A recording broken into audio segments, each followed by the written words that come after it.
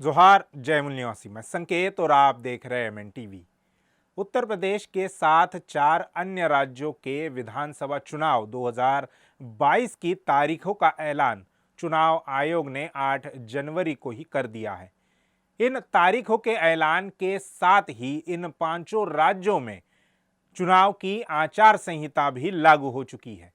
UP में 10 फरवरी से लेकर 7 मार्च तक चुनाव होंगे और 10 मार्च को नतीजे घोषित किए जाएंगे। यूपी में 2017 के चुनाव के मुकाबले में इस बार के विधानसभा चुनाव में 2 बड़े बदलाव देखने को मिल रहे हैं।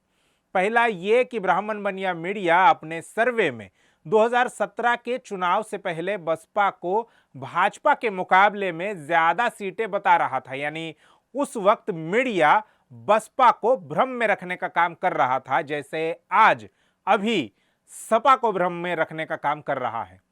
दूसरा बदलाव ये कि 2017 के यूपी चुनाव में बामसेफ एवं भारत मुक्ति मोर्चा के राष्ट्रीय अध्यक्ष वामन मेश्राम ने सक्रिय राजनीति में हस्तक्षेप करने का काम नहीं किया था, लेकिन इस बार के चुनाव में उनके नेतृत्व में हाशिए पर रखे हुए समाज के छोटे बड़े मध्यम ऐसे 41 दलों को साथ लेकर राष्ट्रीय परिवर्तन मोर्चा नाम का गठबंधन बनाया गया है। राष्ट्रीय परिवर्तन मोर्चा के द्वारा वामन मेश्राम यूपी की सक्रिय राजनीति में हस्तक्षेप कर रहे हैं और इसके लिए उन्होंने प्रदेश के 18 मंडलों में जाकर मंडल स्तरीय महारैलियों का आयोजन भी किया था। इन 18 मंडलों की महारैलियों से पहले वामन मेश्राम के नेतृत्व में 2 बड़ी महारैलियां हुई थी। पहली महारैली 9 अक्टूबर 2021 को माता रमाबाई अंबेडकर पार्क लखनऊ में हुई थी। उस महारैली में आए हुए पत्रकारों के मुताबिक वामन मेश्राम की महारैली बसपा की रैली से 5 गुना बड़ी थी। इसके अलावा दूसरी बड़ी महारैली 14 नवंबर 2021 को इटावा के जीआईसी मैदान में हुई थी। दोनों महारैलियां ऐसे मैदान पर की गई जहां सत्ताधारी भाजपा और मुख्य विपक्षी दल सपा भी अपनी रैलियां करने से कतरा जाते हैं।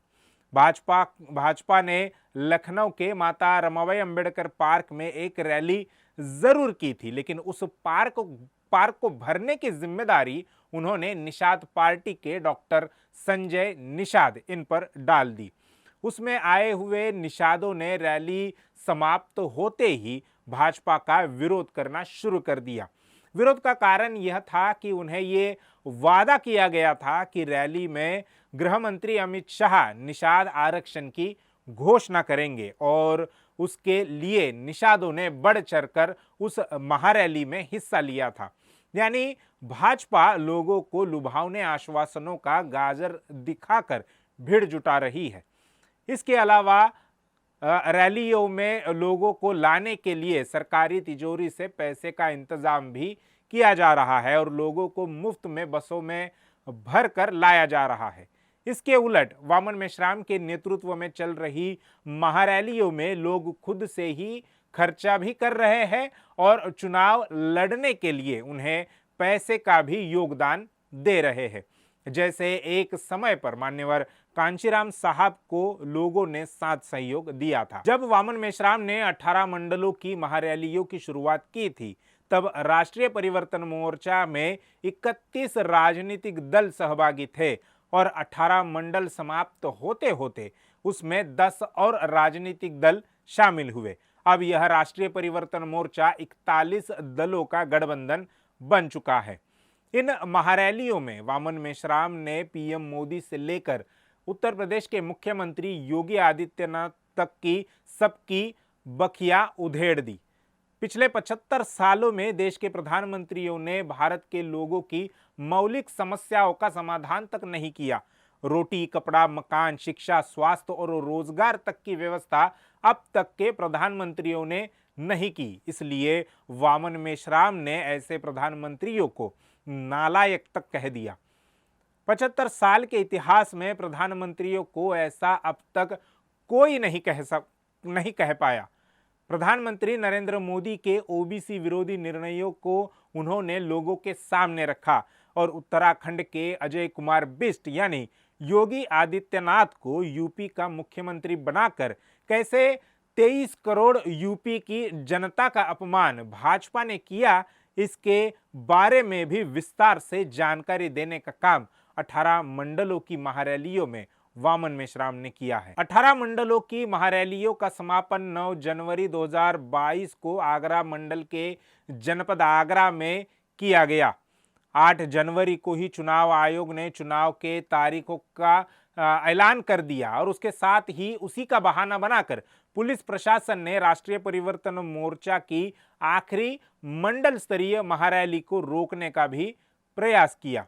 लेकिन भारत मुक्ति मोर्चा और बहुजन क्रांति मोर्चा यह सामाजिक संगठन है और चुनावी आचार संहिता सामाजिक संगठनों पर लागू नहीं होती, यह आधार बनाकर और संविधान के आर्टिकल 19 का उपयोग करते हुए योगी सरकार के दबाव के बावजूद राष्ट्रीय परिवर्तन मोर्चा की आखिरी मंडल स्तरीय महारैली समाप्त होती है।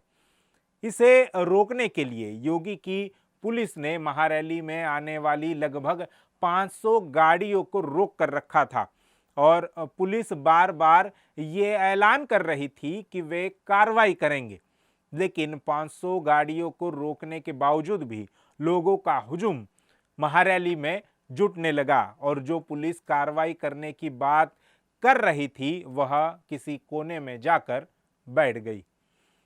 यह इस महारैली की पहली विशेषता थी। दूसरी विशेषता ये थी कि वहां आने वाला हर इंसान कभी बसपा का समर्थक और वोटर हुआ करता था। बसपा की सर्वजन हिताय की नीति से नाराज और पार्टी में ब्राह्मण वर्चस्व को देखकर गुस्साए हुए बसपा के समर्थकों एवं वोटरों ने बहुजन राजनीति के विकल्प के तौर पर राष्ट्रीय परिवर्तन मोर्चा का साथ देने का जैसे मन बना लिया है।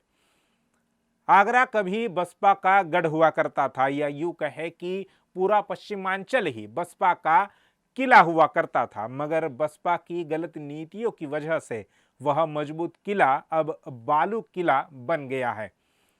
सारे बसपाई अब विकल्प की तलाश में राष्ट्रीय परिवर्तन मोर्चा की ओर आ रहे हैं। 41 राजनीतिक दलों वाला राष्ट्रीय परिवर्तन मोर्चा यूपी में अब बैलेंसिंग पावर में है और वह सबका खेल बिगाड़ रहा है। चुनाव की घोषणा होने के बाद भी बहन मायावती प्रदेश में राजनीतिक रूप से सक्रिय नहीं है, अभी तक तो सक्रिय नहीं है। पिछले 90 दिनों की बात करें तो बहन जी ने 3 चुनावी बैठकें की, 4 प्रेस वार्ता, एक रैली जो 9 अक्टूबर 2021 को हुई थी और 120 ट्वीट किए। इसका मतलब साफ है कि बहन जी इस चुनाव के माहौल में जमीनी स्तर पर कुछ करने लायक नहीं रही है। दूसरी ओर सपा भी प्रदेश में अकेले सरकार बनाने की स्थिति में नहीं है। प्रो भाजपा मीडिया अपने सर्वे में सपा को पिछले चुनाव के मुकाबले में ज्यादा सीटें तो बता रहा है, मगर सरकार बनाते हुए नहीं दिखा रहा। प्रदेश में अगर महागठबंधन बन जाता और उसका नेतृत्व अगर अखिलेश यादव करते तो सपा की सरकार बनने का रास्ता खुल जाता, लेकिन बिना महागठबंधन के सपा की सरकार बनना संभव नहीं है। यूपी में कांग्रेस का हाल तो इससे भी बहुत ज्यादा बदतर है। कांग्रेस यूपी में राजनीतिक अछूत बन चुकी है। उनके पास न तो संगठनात्मक ढांचा है और न ही उत्तर प्रदेश में नेतृत्व है। यूपी में तो प्रियंका गांधी का ही नेतृत्व अब दांव पर लग चुका है। अगर कांग्रेस यूपी में कुछ अच्छा कर गुजरती है तो ही केंद्रीय राजनीति में उनके अच्छे दिन आने की संभावना है, अन्यथा कांग्रेस केंद्रीय राजनीति से अप्रासंगिक हो जाएगी और कांग्रेस को अप्रासंगिक करने की राजनीति शुरू भी हो चुकी है। ऐसे में कांग्रेस के पास विकल्प है कि वह यूपी में महागठबंधन बनाने की दिशा में आगे बढ़े। अगर ऐसा नहीं होता तो प्रियंका गांधी के राजनीतिक करियर पर एक ब्लॉट लग सकता है, या कांग्रेस उसके नाकामयाबियों का ठिकरा छत्तीसगढ़ के मुख्यमंत्री भूपेश बघेल के माथे पर फोड़ सकती है और प्रियंका गांधी का राजनीतिक करियर बचा सकती है। पर इससे भी केंद्रीय राजनीति में कांग्रेस की छवि को खराब होने से कोई नहीं रोक सकता, कोई नहीं बचा सकता। इन सभी परिस्थितियों को देखते हुए राजनीतिक विश्लेषकों का मानना है कि वामन मेश्राम के नेतृत्व वाला राष्ट्रीय परिवर्तन मोर्चा प्रदेश में बैलेंसिंग पावर में है और सरकार बनाने के लिए वह बड़ी भूमिका का निर्वहन कर सकते हैं। यहां तक कि इस बैलेंसिंग पावर से वह सूबे का मुख्यमंत्री कौन बनेगा यह भी तय कर सकते हैं। यूपी जैसे बड़े राज्य में राजनीतिक गठजोड़ अभी भी स्पष्ट नहीं है। ऐसे में राष्ट्रीय परिवर्तन मोर्चा अपनी ताकत बढ़ाकर यूपी के राजनीति की चाबी अपने हाथों में लेते हुए दिखाई दे रहा है।